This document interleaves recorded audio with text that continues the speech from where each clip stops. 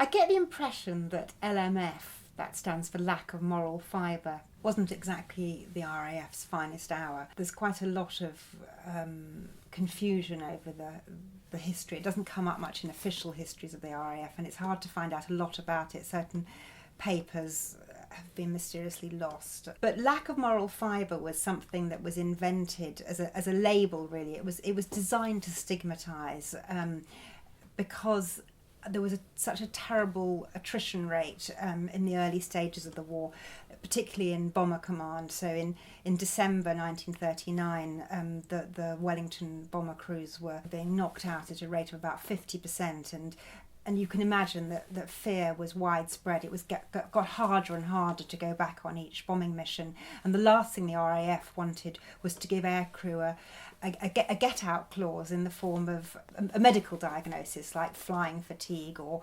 aeroneurosis, I think it was called. And so they invented this horrible label, lack of moral fibre, which was really like branding an airman a coward, and they were stripped of their badges and their position and completely humiliated. But it was very muddled, the thinking about it. It was both seen as a character flaw, a failure that was maybe down to bad blood or a family inheritance, or you came from the wrong kind of family.